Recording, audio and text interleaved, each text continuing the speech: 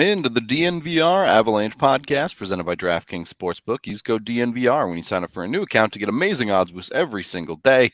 Megan, Jesse, and Rudo coming to you live today on Monday.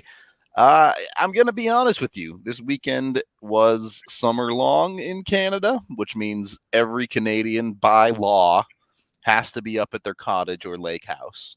So nothing got done this weekend, basically, as far as the NHL market is concerned. Yo, I thought you were being serious for a second. I was like, whoa, what's that? Absolutely not by law. You don't have to do that. But it does feel like almost every Canadian is out of the house and up vacationing this weekend. So it's just the reality of it. It's like obviously this year's a little different, but you're usually like a month removed. And yeah, this is like, my Twitter feed is sad right now. It's empty. It's really sad. Yeah. A lot of Rockies talk on my Twitter. Times. Yeah. Scroll like 3 times. It's like, oh, I've seen all of this. Yep. Seen all this stuff. Just not a ton going on there. Obviously, there's some rumor news, which at this point they might not even be rumors. They're all but confirmed. And some other news to get into on the free agent front. The very first thing, the one thing that did get done on Friday that we didn't really have the chance to talk about, John Klingberg signs a 1-year deal for $7 million with the Anaheim Ducks. He is the big defenseman that comes off the free agency board finally. First of all, thoughts on the deal itself for Anaheim, and secondly, where it leaves the rest of the defensive market. Yeah, I'll go first. No, I really like this for Anaheim, and this we're going to get into Kadri, and the ship may have sailed on this, but I do stand by that they are my dark horse Nazem Kadri team.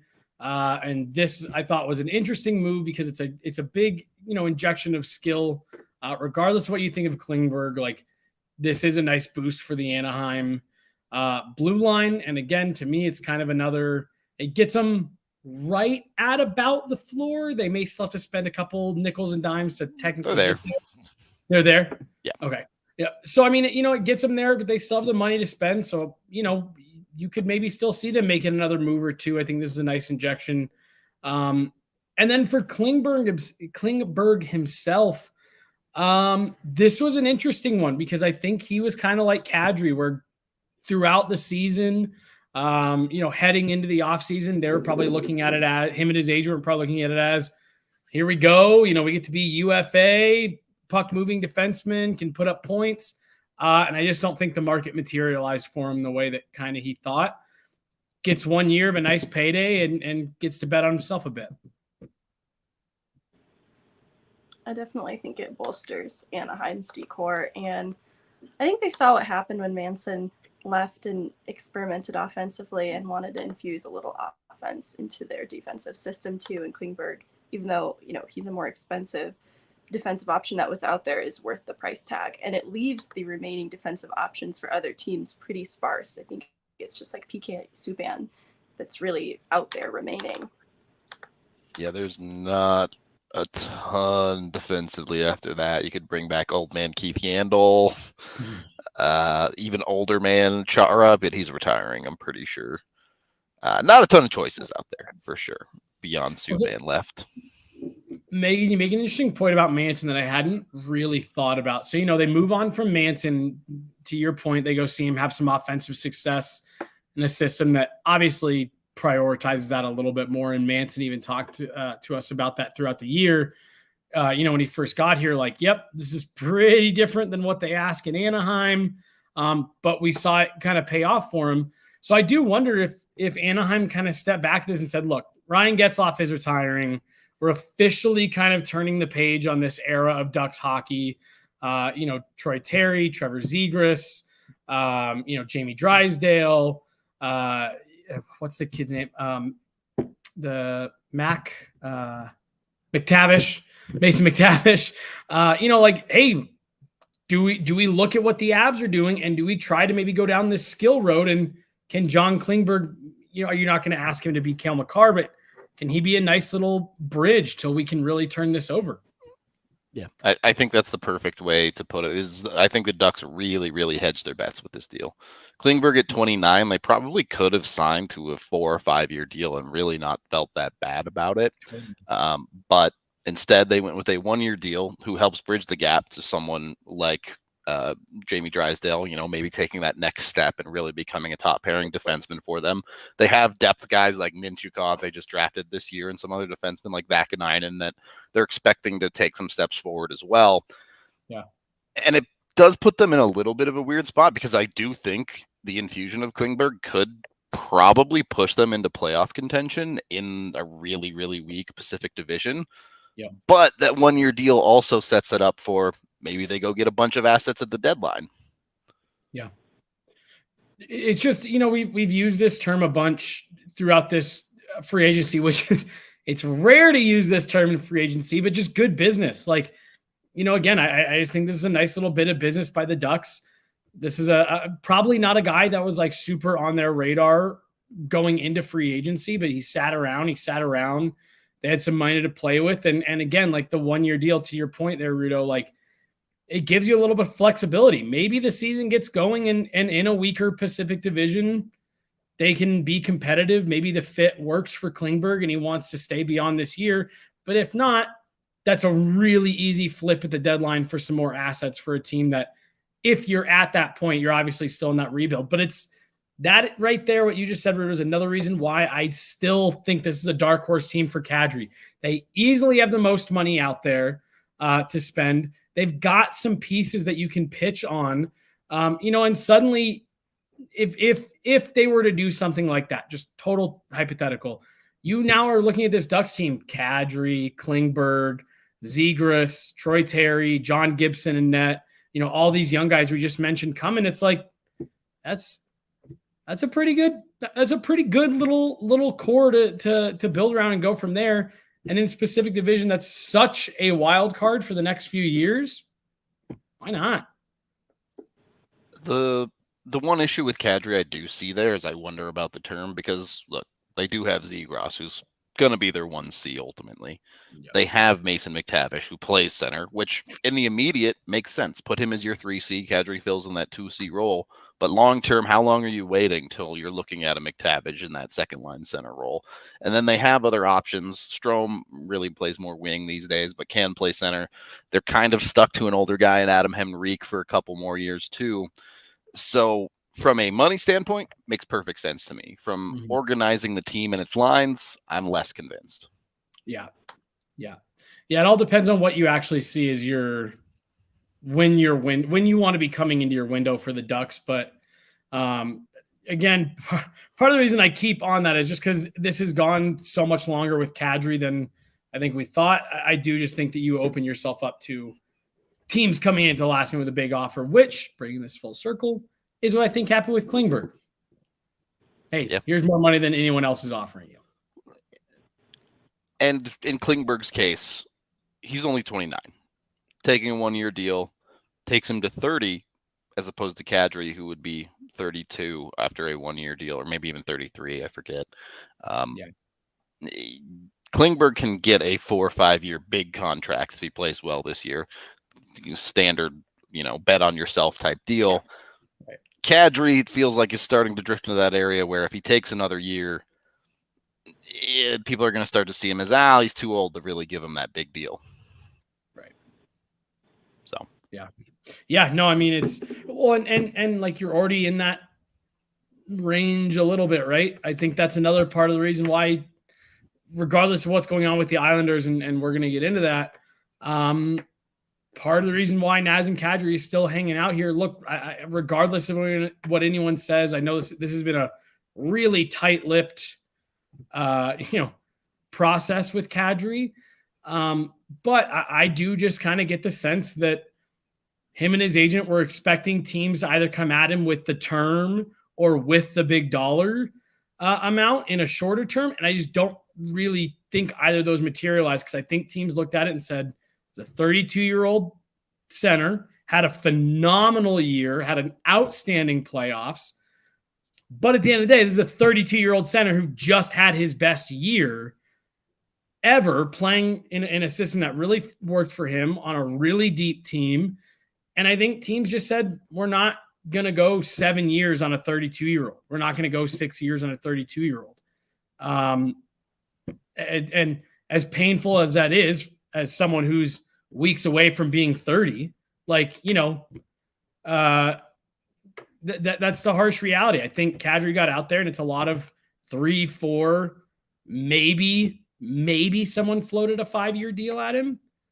But I think you're right, Ruda. Like, just like, how comfortable are you giving a 32-year-old player coming off their best season ever any type of term beyond this year, next couple of years? And I wonder how many doors he closed himself if we are to believe that he wanted to go to a contender in the beginning of this process, if he expected there to be more options at the end of the day, and shut down some opportunities with the hope of going to a contender. And now a lot of teams they've filled their 2C position at this stage in free agency. And so there's a lot of fewer options on the table. Yeah, no, it's a good point. And I guess, I don't know, Rudolph, do we want to get into Kadri? Or do we want to circle back? Because I think it's a great point. Whichever way you want to go with it, we can move on if you want. I'll just follow your flow, whatever you had going.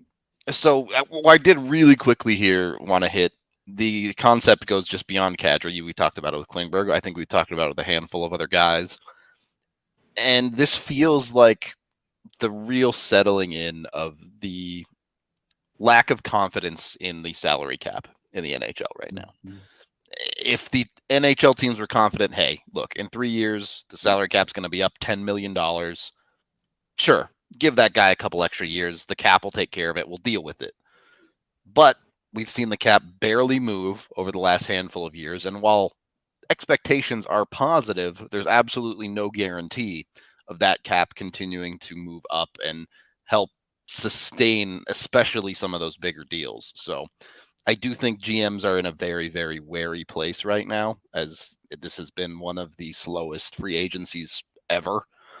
Yeah. And it would not surprise me if this ends up, we look back in a couple of years and go, wow, this was weird. This is not the norm. If the cap starts going up again, we're going to see free agency pop off as soon as next year. Well, Ruda, like, look at this summer. Going into this season, everyone was saying, wow, the money's being repaid a lot quicker than we thought. Actually looks like we're going to get a decent bump to the cap going into next year, which would now be this upcoming season. And then all that stuff happens in January and February with the COVID shutdowns and the pause, and we have to take a break from the league, right around Christmas, and everything stops. And so even though things were going in a positive direction, literally over the course of a week, everything changed. And now, to your point, they're in this situation. So I think it's a great observation that, maybe we've, like hockey media, hockey Twitter, maybe we've kind of brushed away a little bit because we're just assuming the cap's going to go up in a couple of years. But I think you're right. Like, I think there's GMs and teams looking at this like, well, hold on. We thought that this year too. And don't put yourself in a bad situation until we have it in writing that we're going to get some cap help. It's almost the inverse of Vegas, right? Because everyone saw Vegas say, you know what? We've decided the cap isn't real. We're just going to ignore it. And then you end up playing games with 16 skaters. Yeah. And all the other GMs are like, whoa, we don't want to do that. Yeah. Well, and Florida is in that position, unless they do something right now. Like, Florida is in that position where they may be looking at those first couple weeks only being able to carry 20 guys. So if anything starts going wrong, like, you're in trouble. Megan, were you going to say something?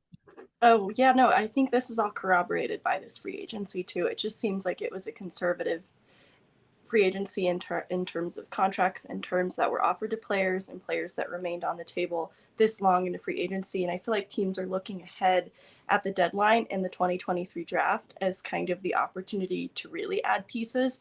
And I don't want to say that they treated this free agency as a wash, but I think they didn't want to hedge too many bets here when there's some other things coming up in the future that they could take bigger chances on. Well, I think the draft is a great point. Right now, a lot of teams are treating their first round picks in this year's draft like gold. With Bedard, Michkov, and Fantilli, no one wants to give away a first round pick, especially a team that isn't confident in its playoff abilities.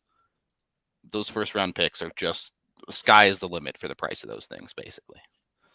Well, and then we talked so much about, the NHL's a copycat league, and everyone made the jokes at the start of the summer right after the cup final. How is everyone going to find them a car, all that stuff? But for real, like I do think there are some front offices stepping back and saying, okay, look, let's take a look at the Avs.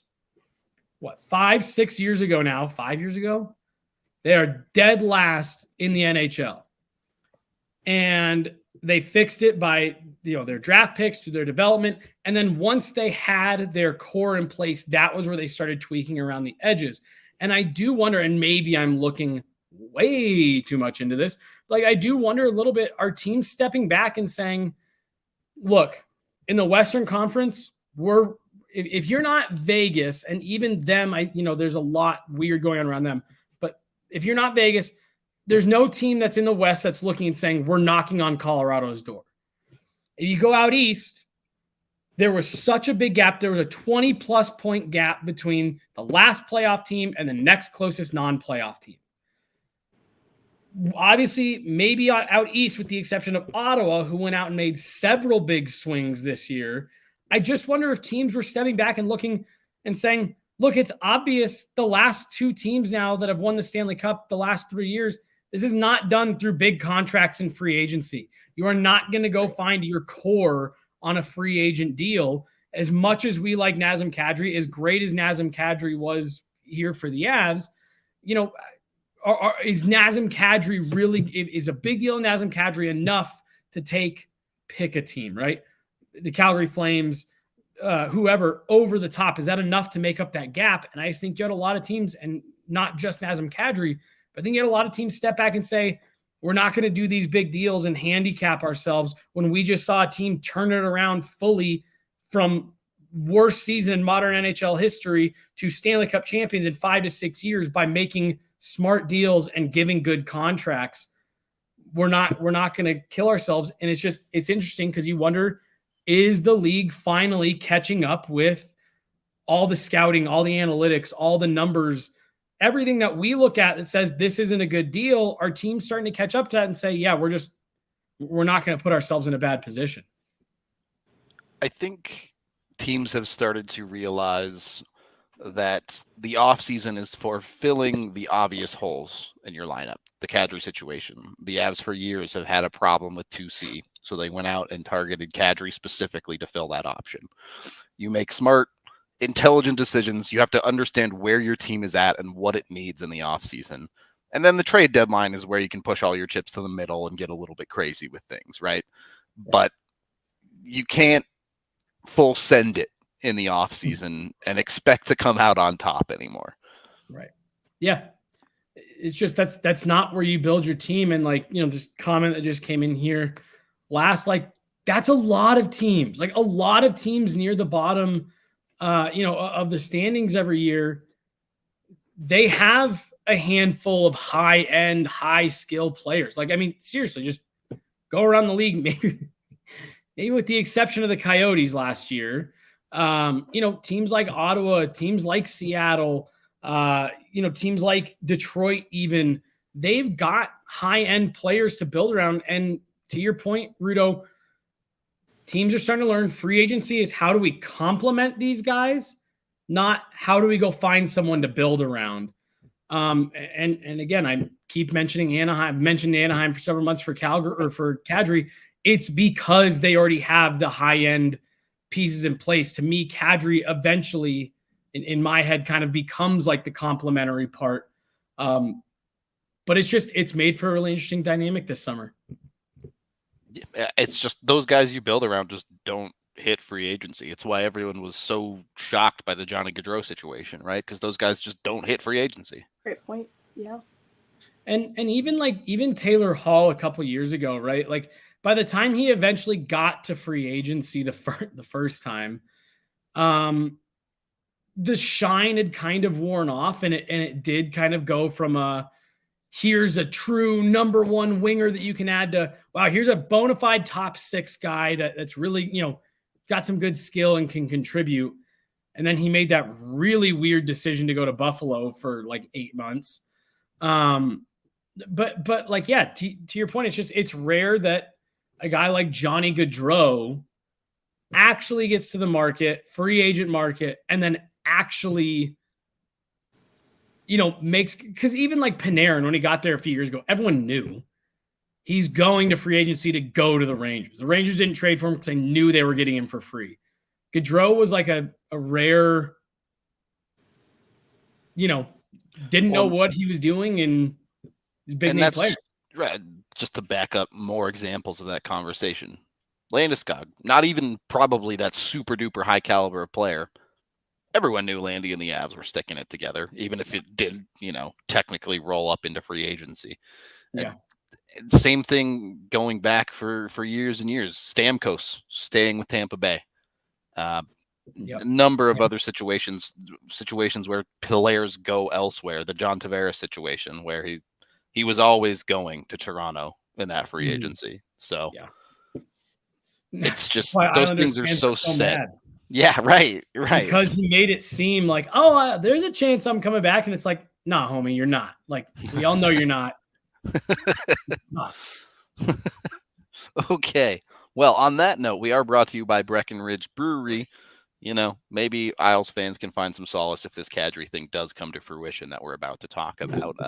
So go get yourself a Breck Brew and either pour one out for losing a player or drink one for celebrating a new player your team might be getting. Either way, breckbrew.com, they have a bunch of amazing merch.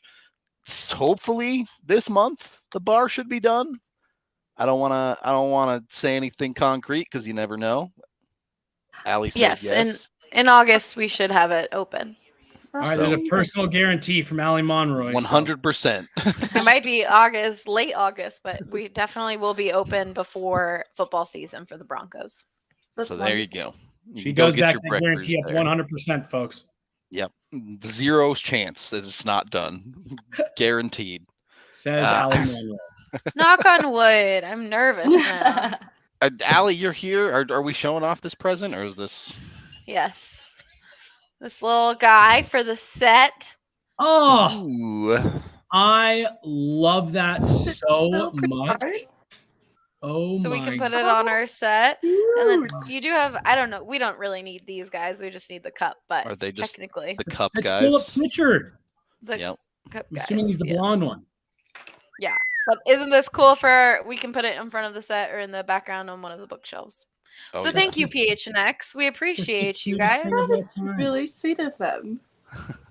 CHGO sent us, what's it called? Malort. A bunch of Malort. Yep. I always want to say Merlot. I'd rather drink Merlot. Right. Oh, for sure. Send us some Malort, and then PHNX sent us a little gift. So look at us getting gifts as the Stanley Cup champions. Cute. Covering the champs is nice. Living the cushy life now.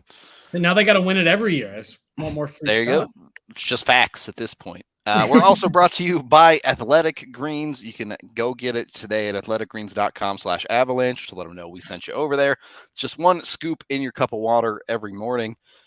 Just look at the difference between me and Jesse. I've been sick for like 3 weeks and not taking my Athletic Greens, and Jesse was sick for like 3 days because he was taking his Athletic Greens. So it shows the difference right there.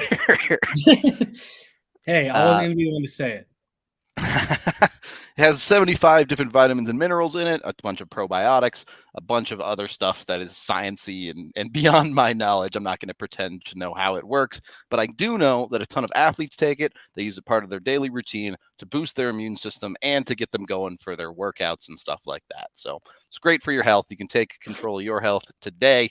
Jump on it and order some Athletic Greens. Again, athleticgreens.com/avalanche to order, and it comes with a 1-year supply of vitamin D too. So jump on it, get it today. It also comes with a little red carpet. Oh my gosh. That is so And cute. Someone in the comments said that you definitely have to have the keepers of the cup displayed as well. So okay, we'll do it all, Sure. I promise. At least I'll post a picture. One. At least the blonde one. yeah. I feel like we need to have random Avs bobbleheads drinking out of it on the show. Dropping it. That's there we go. Yes. How dentable is that tiny little cup? Yeah. I don't know. Seems pretty solid. Seems pretty solid. Second period of the DNVR Avalanche podcast presented by DraftKings Sportsbook. Let's get into it. Obviously, the big topic of the day is Nazem Kadri. Now, to be clear, nothing is official. Nothing is signed. It sounds a little bit more concrete than any of the other rumors we've heard up to this point, though. So there is probably something to this. It sounds like Nazem Kadri has at least a verbal deal in place with the New York Islanders, but not signing it at very least until they move some money out. Yeah. So what I've heard, because again, like I've kind of just like kind of stopped checking in with my people on this because Nothing to say. why? Yeah. But last Friday they did put out a 32 thoughts, and Elliot Friedman on there started talking about this a little bit. So I reached out to just one of my people, and basically what I was told is, yeah, it sounds like Kadri and the Islanders have something that the best way I can word it based on what I was told is like that Kadri likes. Both sides like the deal. They're both happy with it. They're both fine. Nothing has been okay. Yes, we're doing this. And then in terms of the Avs, like what I was told was they're fully like they understand the situation and they are kind of maintaining what they have the whole time. Like we're keeping a pulse on it, and if he wants to circle back to us, we're still interested. It sounds like the Avs are just kind of playing this ultra slow. If once he signs somewhere else, we'll move on to our next option. If not, we'll keep kind of 1 foot in, 1 foot out. But this is the exact stuff that the three of us were complaining about with Lou Lamoriello a couple weeks ago, and AJ was defending. It's this stupid, silly bullshit that he does, where it's like, it's seriously what the rumor that is out there is that Nazem Kadri is a handshake agreement in place. The contract's kind of like in the desk drawer, and they're going to wait till mid-September to sign it. And it's like, oh my God. Like, it's just so annoying. Like it's just so dumb. On the flip side, if the deal was that done, I think we would have seen other teams move on already. Mm-hmm. So I don't think it's like signed, sealed, delivered. But it certainly seems like Kadri's leaning that way. I do feel like throughout this process, I think this is true of the industry in general, but I feel like there was an even greater mutual respect between the Avs and Kadri's camp and an open line of communication that if this was looking to be really possible, this is going to happen, I feel like Kadri would let the Avalanche know to move on at this point out of respect, because I think that's why the Avs have held out from making any moves through this point, is this respect and communication between both parties. That's my hope too. Like, it's not always the business that's going to happen, but I just feel like he had a good experience here, and out of respect to the Avs would keep them in the loop too. So I feel like we'll see the Avs make a move too, if this is going to pan out as suddenly as it seems. Yeah, I do want to get into what the Avs could or might end up doing in a little bit, but did want to focus on Kadri a little bit more first. Jesse, you kind of started talking about it. Realistically, what does a Kadri deal look like? 4 years? That's my guess. Let me pull up just so I can make sure my numbers are all square. Sure. I honestly, I would be surprised if it was anything more than 4 years. Because, I mean, you're talking about a 4-year deal. You're talking about taking him all the way through his age 36 season. Yep. And I just don't know if any teams are going to be wanting to deal with, especially depending on where the cap hit comes in. Are you going to want to be putting yourself in that situation where you could be worried about a 5th year, 37 years old. If it goes beyond 5 years, I officially know nothing about anything anymore. Like if you're talking about a 6 or 7 year deal for Nazem Kadri, I would be pretty floored. To me, it comes in around 4 years. And I mean, I think you're talking anywhere from 6.5 to 7.25 on the open market. You know, I look at what Val Nichushkin got, Right. and there's no doubt that him and his agent are going to be pointing that and saying That's they the floor thought of he floors. Yeah. right. They thought he was this valuable to the cup winning team. I was a second line center, you know, with this, that, and the other. How valuable was I to that team? So it's definitely more than 6.25. So I really, you know, I'll just kind of split the difference on it. So I'll say 4 years, 6.75. Sure. I think that's 7 million number feels roughly correct. Yeah. Megan froze. Oh, Okay. she's back. I couldn't tell if you were like Yeah. waiting to say something or if you were just fully frozen. I was processing a little bit more too, because my head is starting at 7, and it's just because of where he's at in the process and what I think he expected to get. I think it'll be hard for him to go to the Islanders, especially if he really did want to go to a contender, and not start at something like a 4x7. But it's just, New York's just in such an unusual spot. Like, I think they can make that happen in the shorter term, but to guarantee long term, we talked about teams not supposed to use free agency to build the team, but to complement and what's already there. And this feels like a team that's having a little bit of an identity crisis, and they're going to have some UFAs next year that is going to change this situation entirely. So I'm just not sure what they'll be able to offer him long term. That's why I like Jesse's idea that it starts somewhere around 4 years, because I don't know if they can go much longer than that. Just looking at their lineup, obviously Barzal's their 1C. He's an RFA next year. He'll be there. They'll pay him whatever to stay. They have Brock Nelson for the next 3 years at $6 million. They have JGP for the next 4 years at $5 million. You go down the lineup, Casey Cizikas forever at $2.5 million. So they have a bunch of centers signed relatively long term. Now, maybe they're looking at moving out someone like a JGP to bring in Kadri and do a direct replacement style of thing there. But again, it's another team where the lineup does feel a little tight to bring in another center. So I'm not going to lie. Like I'm just sitting here looking at this roster. This is a weird. If the Islanders end up being who it is, it's a weird pick for Kadri, in my opinion. To go through all of this, and then if he lands with the Islanders, for the 2 reasons that you both just brought up, like you've got center depth that you have to re-sign. Is this a contending team?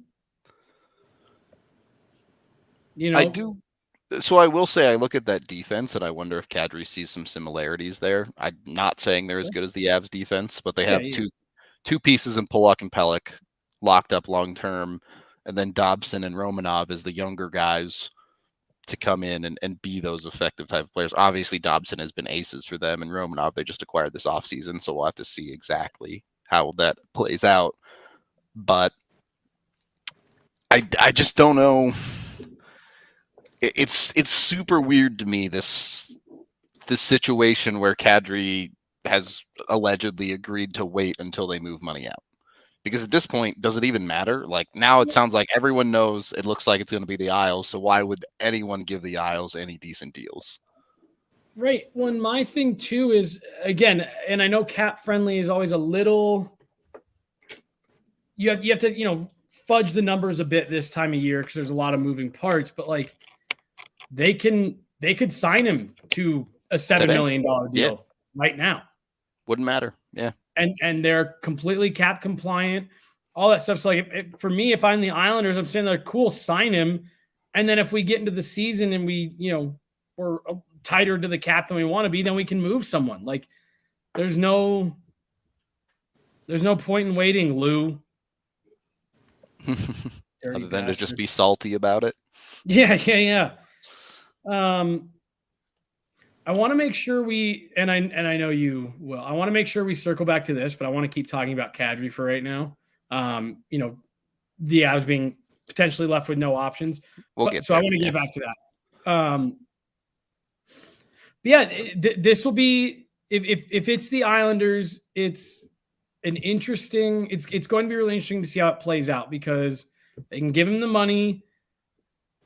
Was last year the anomaly? Was the back-to-back runs to the Eastern Conference Final in what just so happened to be the 2 COVID-shortened seasons and the bubble and all that? Was that the anomaly? Who is this Islander team? And Megan, I think I'm glad that you said that. This feels a little bit. Tell me if you guys disagree, actually. Does this feel a little bit like an identity crisis? Not panic move, but we have to do something. We can't run it back for a team that just missed the playoffs. We have to do something. Does that feel kind of what this is for the Islanders? Or good player, you have the money to spend? I don't feel like they had planned on this all free agency long, and it's a little opportunistic, but I also think it's being motivated a bit out of desperation because we don't have an indication that they had planned to make other moves that didn't pan out. And it seemed curious that they didn't really have their hands on a lot of other things that I'm aware of. So I don't know that they had planned on it, but it does feel like they feel as though they have to do something, and that much is out of desperation. I look at their forward core and their goaltending situation, and this is where I feel like they're a little desperate. Their captain, Anders Lee, is 32. Brock Nelson's 30. Josh Bailey, 32. JGP's 29. Casey Cizikas is 31. They have a bunch of dudes hitting the end of their primes or are already beyond it. And yes, they made some conference finals, but really they have nothing to show for it, right? Yep. And while their defense does look solid, has some young pieces coming in, has some guys just getting into their primes, if they don't go out and do it right now, that forward core is going to need a retool. Yeah. Well, and I guess that's kind of my part. Does Kadri change that? I can't say that it does, and we've talked about you don't really solve that in free agency, but right. What's the core? Yeah. So here is the other thing where again, like it's hard to not draw some attention to. Again, I'm not trying to like turn me hating Lou Lamoriello like into my brand, but I just like the more I look at it here, they've made. If they signed Nazem Kadri, they signed some. I think it's their. It was one of their draft picks this year. 18-year-old kid, been playing in Europe. This will be their first free agent signing of the summer. They've done nothing. So Megan says, I feel like we haven't heard of them in on much. You are 100% correct. They haven't been in on a single thing. And then to Rudo's point earlier, like the roster's a little tight. I just you're shoehorning in guys at this point to make it work. So the only contract that they have signed this year is they signed their second round pick to an ELC. Yeah. Odelius. Now, to be fair, they did most of their in-house stuff before that. Sure. They took care of their own guys, ranging from Clutterbuck to Parise, but I guess Polak was their biggest deal in season. But it's hard to find a balance, right? Because we've spent a lot of this show saying, hey, look, don't go all in on free agency. But it feels just as bad to do actually nothing in free agency. Well, so look, man, I was just talking to my sweet, sweet mother the other day about the Avs. Because she was talking about that they went some. No one is ever about to say something good after they call them a sweet, sweet whatever. No. My mother is just like the sweetest person ever. Well, no, and she was talking about like, oh, it's been so fun with like, them having won the cup. Like you haven't had to worry about anything. And, she wears her cup champs gear all over the place. Just got her and my dad our cup champ shirts and all that stuff. Like they've just been loving it. And I was talking about, I was like, yeah. And I said, from our standpoint at work, I was like, you have no idea how nice it's been to just kind of be able to enjoy the summer and not have to worry about how do you get better? How do you get closer? How do you improve? And we haven't had to do it this summer, but every other team, all 31 other teams, and we've spent how many summers doing this for the Avs. You talk about, okay, well, you missed. How do you make up the difference? Yep. And that's what free agency is about, is how do you make up the off season, really? How do you make up the difference between where you fell short last year and where you're trying to get next year? I know everyone says their goal is to win the cup every year. It's not. If you ask some NHL front offices that are realistic with their goals, it's to improve. There make are, go ahead. At most, maybe 10 teams that think that's a realistic goal. Right. Does every team go into the season thinking, wow, is there any chance we catch the Vegas from the first year, lightning in a bottle, and have everything go right and go on a run? Yeah, that thought crosses every front office's mind. But to your point, you're probably talking about a half dozen to 10 teams who think we really have a shot this year. And that's what you're supposed to use free agency and trades and things like that for, is how do we make up the difference? How do we fill in the gap here? And if you're the Islanders, I just don't know what that gap is. You missed the playoffs by 20 points. It's something. You got to do something. And what's crazy is they may end up doing the two things that we've said. Well, in free agency, you can't do this. You can't do nothing, and you can't overpay and handicap yourself long-term. And they may end up doing both. Do nothing until the last second and then hand out a contract they maybe shouldn't. And just as a little bit more context here, we do have to move on, but it's not like the Islanders were completely out on everything. We know they were close to the end of the Johnny Gaudreau deal too. Obviously ended up coming up short on that one. So it seems like they wanted to make a splash. And then everything disappeared, and now Nazem Kadri is the only thing left that you can really make a splash with. Yeah. So it's not a bad splash. It's a good splash. I feel bad for what I'm about to say, because I like Nazem Kadri a lot. I'm about to say a much worse joke than whatever you're going to say. So. Oh, no, I was just going to say, I like Nazem Kadri a lot. He was fantastic for the Avs. He had a great season, great playoff run, but going into this past season, I don't know if a ton of teams were sitting there licking their chops saying Nazem Kadri, as our big splash. I think he was kind of being looked at as a nice piece. And so I just want to, I do think that's a little bit of what's playing into it too, is teams I don't think had their opinions of who Nazem Kadri is swayed too much this season. I think because people recognize how the Avs top six complements his game and how that can't necessarily be replicated just by plugging him in a different lineup elsewhere. I think it's not an insult to either party. Like, Kadri's skills were complemented here because he is a talented player, but it's also hard to replicate that elsewhere if you don't have the Avs top six. Yeah. And not even just the top six, the system, the coaching, all the buy-in, this, all of that stuff. Rudo, I think you used the example last week of look at Tyson Barrie. Yep. Tyson Barrie had he hit free agency when he coming off of his tenure with the Avs, woo, that would have been paid as fuck. But he went somewhere else where the fit just didn't make as much sense. And now, he's kind of settled into who he is. I think teams are being wary of that. Yeah, I love my wife. I want to make that very clear. Wouldn't trade her for anyone in the world. Head snapped up. Where are we going with this? Free agency is kind of like the dating pool, all right? Eventually, someone's going to get the big fish, and that's great for them. And then you slowly work your way down, and eventually 2 parties settle for each other somewhere in the middle. I really don't like this analogy. It's so accurate. It's because she's not right behind her. That's why he's saying this. Usually he's right. She's right there.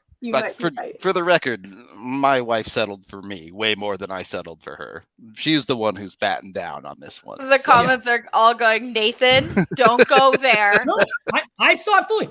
I like where this is going. Oh, so we got Bruno mimes himself here. He's like, sometimes you got to find some stuff and meet in the middle. I'm with Bruno. I'm batting, or I'm hitting way out of my weight class. So I'm with you. Exactly. You got to find and corner the market a bit. God, it's just me. I'm all that's left. There you go. Sometimes you're the only option. Okay. Anyway, we do got to move forward here. We are brought to you by FOCO. You can go to foco.com. That's FOCO.com right now to get tons of merchandise. If you want bobbleheads to go along with the cup gift we got, FOCO's got a ton of different bobbleheads, especially from the Avs champ team. They all look amazing. Highly recommend you go check those out. But they have them for all Colorado sports as well, not just the big 4, but they have Buff stuff. They have, I think, Mammoth stuff too, Rapids for sure. So go over there, just search through all their stuff. You'll find something you like, even if it's Crocs. What are those? You know, they got options for you. Actually, you mentioned the Crocs every week. I haven't gone back to FOCO site since I ordered all my stuff. So I mentioned them because my wife just got a pair of Crocs for the house. She needed she is a keeper. Backyard shoes. So she has Crocs. That's how it starts. Yeah. That's how it starts. Then suddenly you're at the mall in them. Can't take them off. And then suddenly you're at Elway's in them. No, I'm just kidding. Would they even let you into Elway's if you rolled up in Crocs? I don't think they would turn you away. Like if you had on, like if you looked, because this is how I get away with it. I'll wear like a nice looking outfit. Boom, Crocs. It's like, what are you gonna say? I'm wearing all this other stuff that looks just fine. So you can get away with Crocs, is Jesse's take. Guaranteed. Either way, go check out FOCO. They've got all sorts of sports merch. And then, well, Allie, is it a coincidence that we've got the inappropriate bots in the comments bots are back, baby. after talking about Crocs? I don't know. Maybe it's a coincidence. No coincidence. Maybe it's not. The porn bots settled for Crocs, confirmed. We're also brought to you by Avaca TV. You can go over to avaca.tv. That's EVOCA.tv to get yourself hooked up with TV here in the Denver metro area right now that has altitude, has AT&T Sportsnet, and has the national channels. That's all of your Colorado sports. I don't know how to sell it better to you than that. And us. Yeah, they also have the DNVR channel where we go live on, right on your TV. So the Avs game ends, you flip it over to the DNVR channel, you get our post game.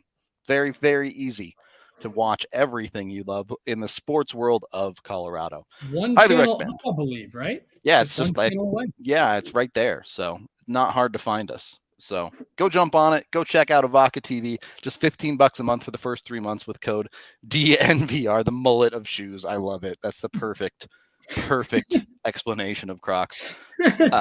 The DNVR card gets you $15 a month for the first 3 months. It's only $25 a month after that. It's just a box that goes right into your TV. So super easy, super cheap. Go jump on it. Third period of the DNVR Avalanche podcast presented by DraftKings Sportsbook. The conversation we all want to have: where do the Avs stand? What options are left in free agency for them? How do they solve the 2C position? As we start to at least a little bit more confidently say it looks like it's probably not going to be Kadri. The free agency market doesn't have a ton to say. Technically Bergeron's still out there, but he's going to play in Boston or not at all, probably. Beyond that, your centers are pretty much, at least centers capable of playing a legitimate middle 6 role, are pretty much just Stasny and Evan Rodriguez. Yeah. I'm officially at the point. Oh my God, I'm just realizing something. My mic hasn't been on this whole time. It's just been the MacBook mic. The wrong mic. Yeah. It's like what AJ was doing the other day, slurping in everybody's ear. I'm How's that? Does that sound a little bit nicer? Sounds the same. Well, great. I'm officially at the point with the Avs where don't mess with this center market. Like, didn't shake out in a way that helps you at all. You're not going to find someone there that is any type of permanent solution. Even in my opinion, over the course of the season. So for me, like if you want, go out and get like a guy like Sonny Milano who can kind of flex in that spot. Otherwise, I'm officially in the camp of go hit the trade market and find a guy. Again, my guy is Jesse Puljujarvi. Bring in Puljujarvi, slide Mikko to the middle, and just see what you have to start the season. Your roster doesn't have to be set by training camp. See what you've got. Tandem that or platoon that 2C a bit between Mikko, Comfer, and Newhook. Just try some different looks, try some different options, and trust your system and your depth that you've got an internal option. You don't need to go do something on the market. I'm normally the one arguing with you guys about don't worry about blocking people in the lineup. Like, to me, you go and you get Paul Stastny. It's like, okay, now you have this really weird kind of option with Paul Stastny of he didn't really have the speed to play the way this team wanted to play 8 years ago.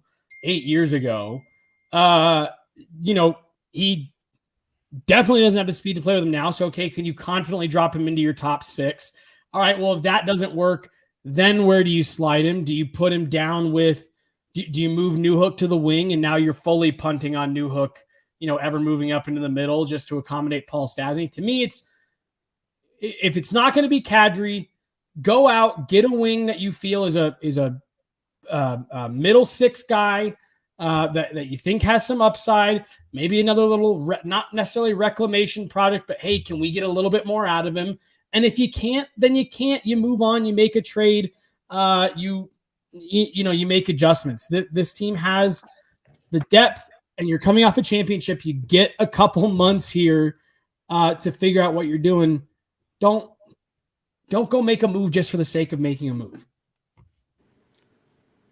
So, on the Stastny thing specifically, there have been some bits and pieces out there that it sounds like the Avs have had talks with him.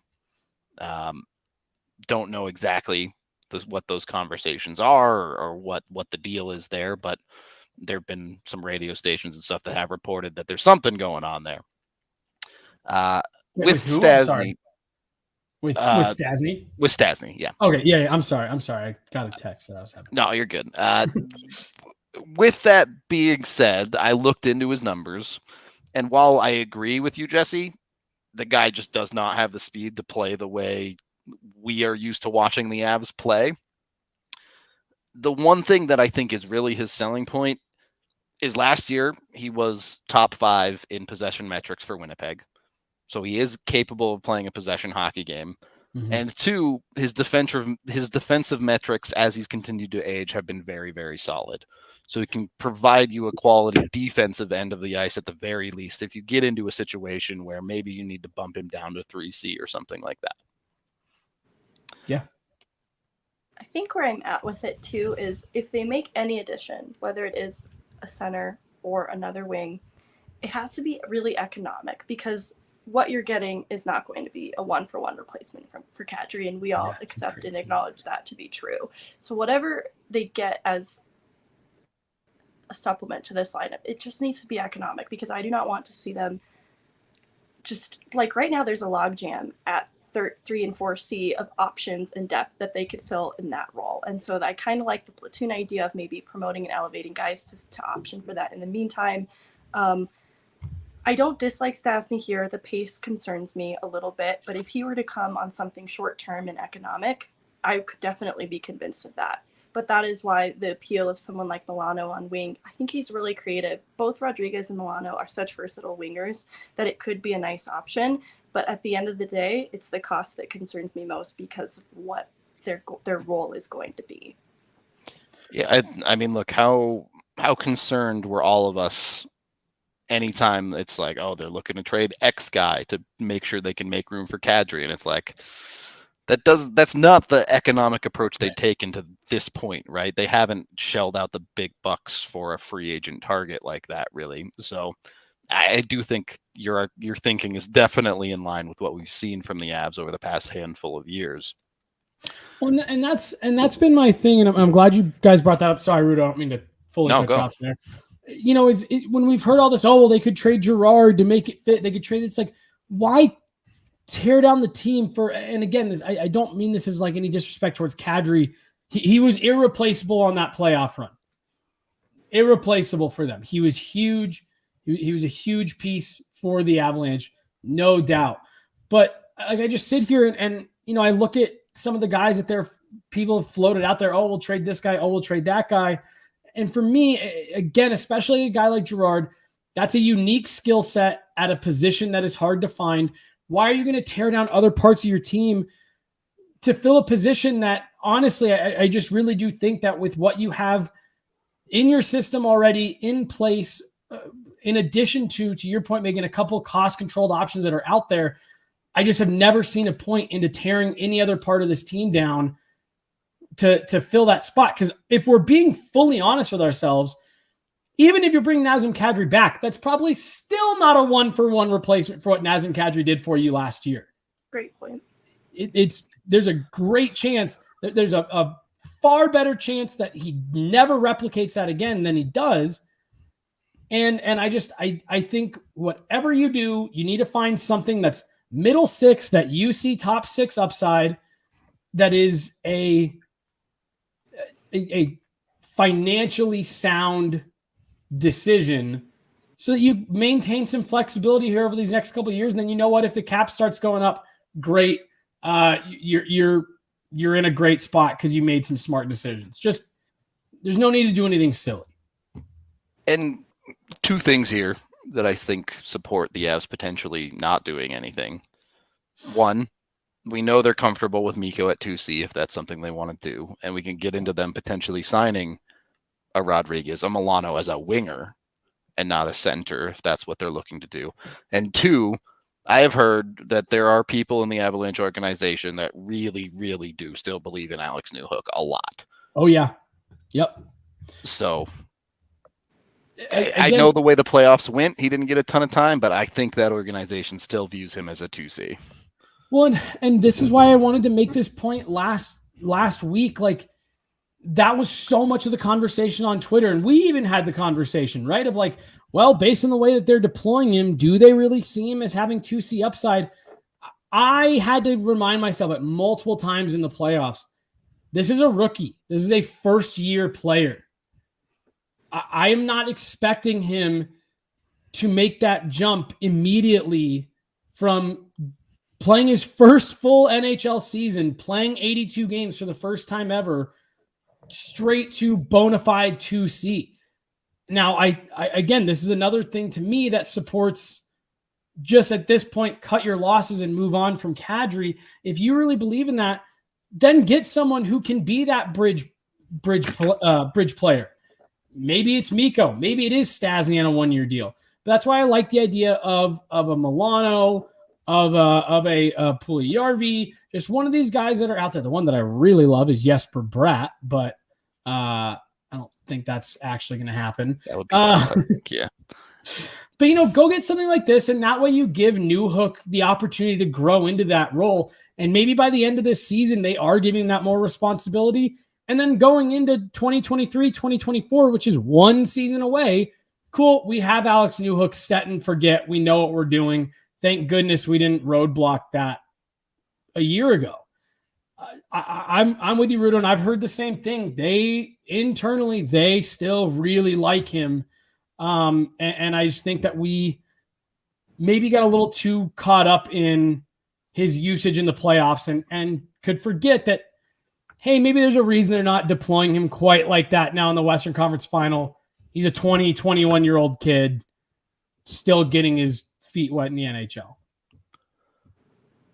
Yeah. The one other thing I wanted to talk about here with a staying internal here, you can solve that position down the line. Jesse, you brought up a trade. I don't even think it needs to be an immediate one. I think the Avs, as constructed right now, are a playoff team. And if you feel like that's an issue, you can solve that at the trade deadline. Just a really quick rundown of expiring contract centers this season. Jonathan Taves, Ryan O'Reilly, Sean Monahan, Jordan Stahl, Bo Horvat. Eric Howell is not really a center, but there's a number of dudes that could potentially be big target trade deadline deals. Also, if the Avs have established they're willing to move their 2023 first, because they're likely not going to be in that big lottery, there's going to be some options. Yeah, and that was exactly where I was going to go. And again, like, you now look back to last trade deadline where they went out of their way to hold on to that 2023 first.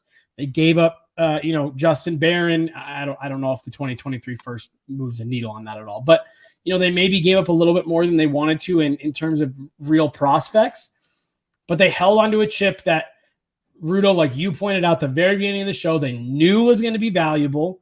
They knew was going to have a ton of interest come this season. And I agree with you 100%. Like I said, your roster doesn't have to be set before training camp. If you want to just kind of slow play into this and get into camp and see what you got and see what players are taking what steps, how does Maltsev look? How does Ben Myers look? How does Lucas Sedlak look? Again, I'm not suggesting that any of those guys are, top 6 replacements, but just more of, you don't need to make this decision right now. And then the one other thing I am going to keep throwing out there, because I know people in our chat don't love it, but the Avs are very, very interested in Patrick Kane. And it did get out this week that the Blackhawks kind of, I don't know if they made it known or what, but that they fielded quite a few calls on Patrick Kane this week.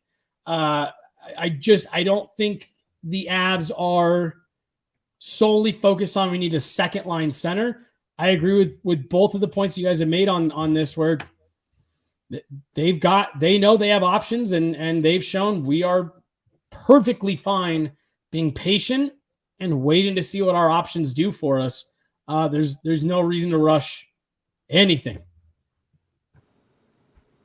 It feels like an episode of Seventh Heaven, where at the end of the episode, the central theme of the programming comes to light, and it's that you don't need to build your team in free agency, and that you are just looking for specific, like you are by position looking for specific needs that need to be filled.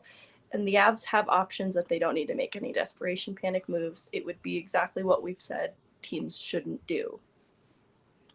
Wow, I love that. An episode of Seventh Heaven where they talk about smoking pot and got couch locked for all of free agency to me. But dude, I hadn't ever seen that Seventh Heaven clip until this last year. At some point in this last year, I was dying. Oh my God. So funny. So good. Okay. We do have a couple of super chats to get to here as we wind down, but yeah. Well, no, I was just going to say, I laughed at that analogy originally, but you were right. Like, everything we just kind of led up to was, there is a way to go about free agency, and I really do feel like teams are starting to figure out, and it makes it a little bit more boring for us, but it's ultimately more and more what most would consider to be the right decision or the safer bet. Yeah, 100%. It's surprising to see so many GMs not do the stupid thing. Right. Okay, we can hit the super chats. Yep. Sorry. $5 from Cody saying, assuming Kadri's gone, Stasny, Rodriguez, Milano always get brought up. Is there anyone else worth keeping an eye on? I saw chat. As far as center is concerned, no. If the Avs are looking towards wingers potentially, look, the hot dog man's name gets thrown around a lot. Yeah. He did score 50 points last year. I doubt it happens, but So again, though, like that is another perfect, honestly, a perfect example, and people are going to roll their eyes and get all annoyed when I say this, but of like a guy that if the Avs went out and were like, hey, cool, we just gave Phil Kessel $1.5-2 million for a year. Like I would love that, just because it's such a low risk. And that's a guy that you can bury in your lineup if you need to and make another deal later, whatever. And worst case, like, cool, we'll start the beginning of the season and see if we just stick him on the wall next to Mikko Rantanen, how many pucks can Mikko Rantanen feed him that he can finish? Like, who cares? Like, just doesn't matter. You can try something. Yeah. I'm not openly advocating for that, but I'm just saying if they did it. Look, I mean, there's a world where if he's the only dude left, like, yeah, I think we already covered Stasny and Milano and Rodriguez well enough. So I really will. In terms of anything else worth keeping an eye on, I would say look at some of that trade market. Yep. I keep bringing up Puljujarvi because of the way that Edmonton worked this contract. They avoided arbitration. Had it gone to arbitration, you can't trade him for a year. Had he taken his QO, you can't trade him for X amount of months. They avoided all of that. They got him a 1-year deal on an AAV that is palatable to a lot of teams.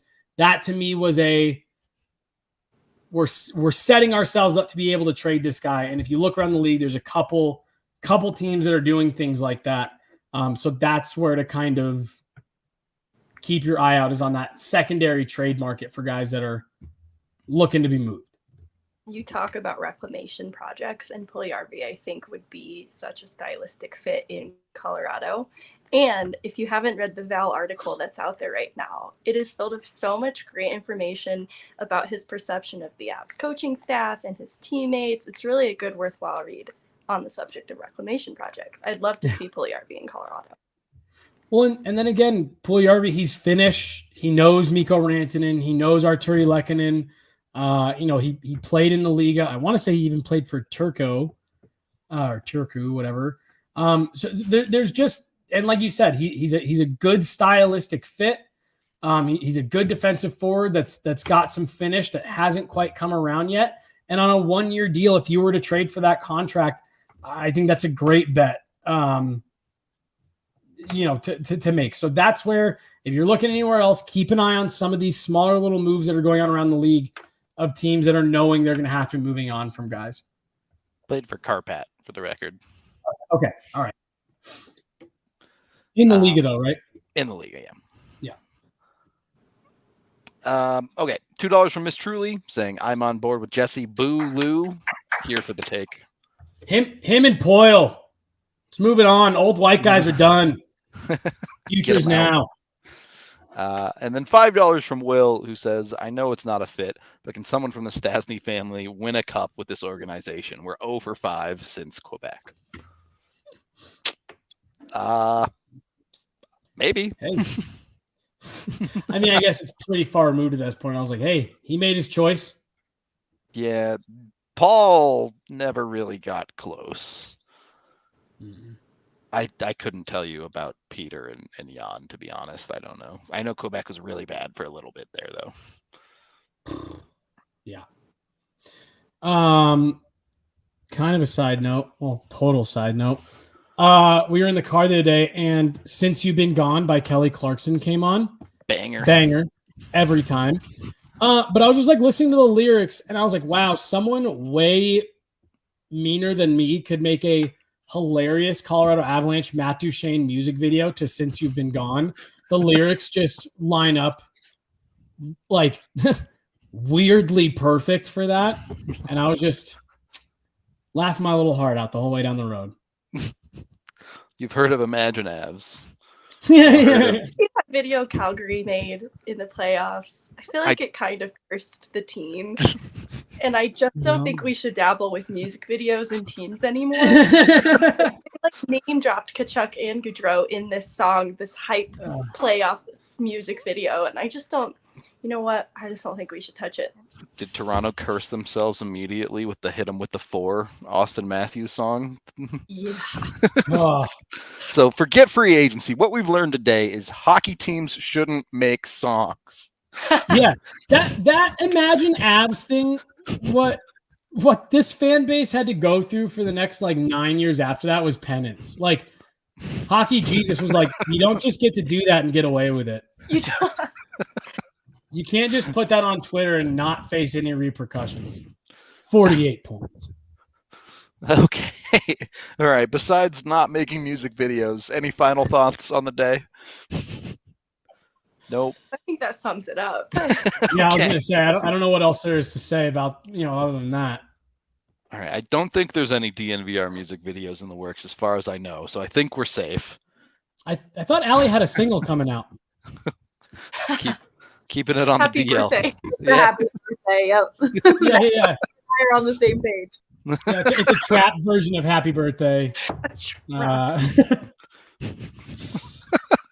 Just a bunch of images of Allie doing tequila shots. That's the Thanks, whole Ron. video. I think I figured out who Ron Weasley is, by the way. I was gonna say real quick, there's probably video footage of just that we could already use of me getting everyone at DMV to take tequila shots. That's what I'm saying. Oh, Good to go. Thanks, all right. Ron. $2 from Ron there. Yep. Yeah. We appreciate all y'all. We're going to get out of here for the day. We'll be back tomorrow. Maybe a hockey team will do something again. Maybe not. Who's to say?